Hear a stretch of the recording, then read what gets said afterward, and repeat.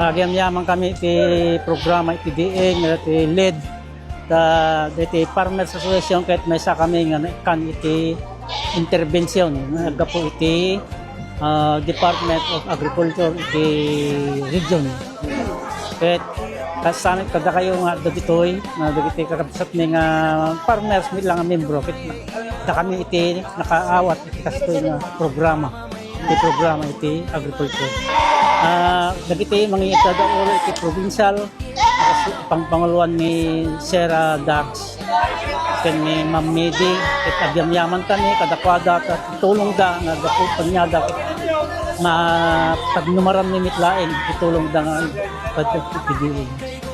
Magandang buhay mga kailyan na taga Quirino! Isang magandang balita na naman ang hatid ko sa inyo ngayong araw na ito. Talaga namang umuulan ng blessings sa ating probinsya dahil isang grupo na naman ng mga magsasaka mula sa Barangay Banawag Sur, Difon, Quirino ang nabiyayaan ng tulong mula sa Department of Agriculture at pamahalaang panlalawigan ng Quirino.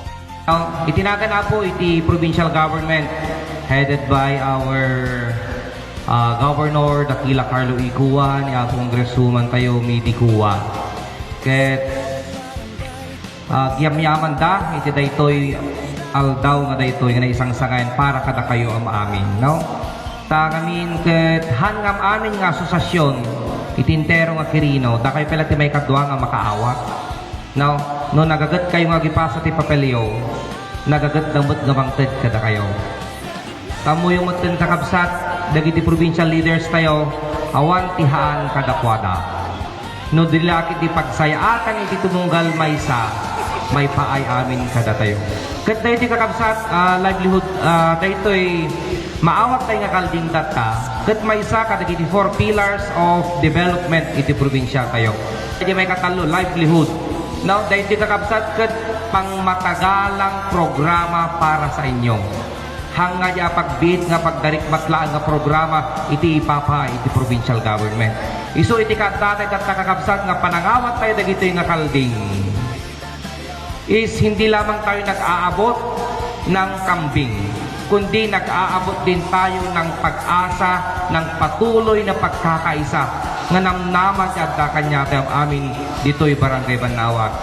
Formal na ipinagkaloob ng DA katuwang ang pamahalaang panlalawigan ng Quirino at local government unit ang Goat Multiplier Farm Project sa Banawag Sur, Difon, Quirino bilang bahagi ng mas pinaigting na Livestock Economic Enterprise Development o LEAD program.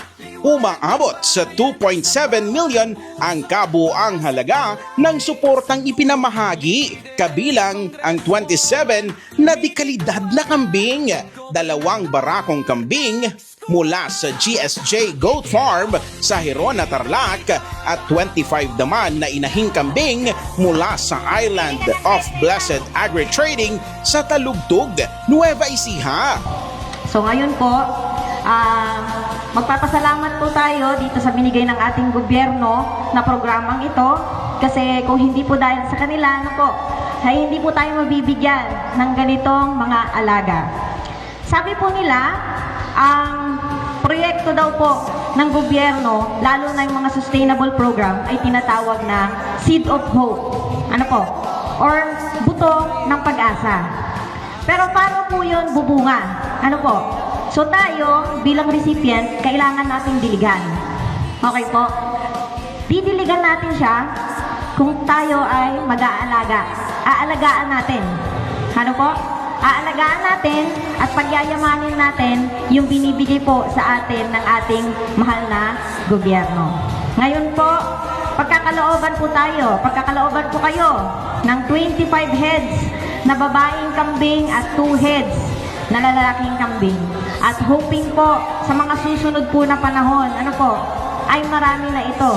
Kalakip din nito ang forage chopper, feeds at mga gamot upang higit pang mapalakas ang produksyon at kabuhayan ng mga benepisyaryo. Masaya at laking pasasalamat naman ng ating mga kailyan na magsasaka sa natanggap nilang tulong.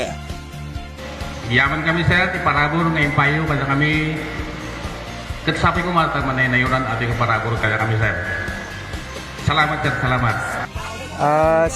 Siyak sir ni Florante Sadoral nga agnanaid ti Banawag Dipon Quirino sir.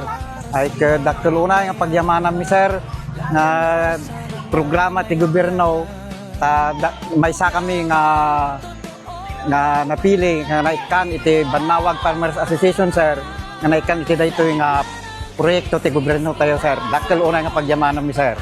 Nang nangruna iti apo gobernador ken ni congressman apo congresswoman ken dagiti dati babae na sir nada si kami ket number 2 ako na datay nga na kan iti proyekto nga kastaway sir iti vertical ding nagsaya at launay sir ta dakkel launay nga may ti gobyerno kada kami dagitoy ta syempre dispersal no aganak iwaras mi ti sabali ito no agarak man di maysan iwaras tumanen dakkel launay nga pagyamanan iti farmers sir dahito nga programa sapay kumata ni apo kat at adupay ti adupay nga parabor halimbawa baka kasjay ko na pumapay ito no daduma sir.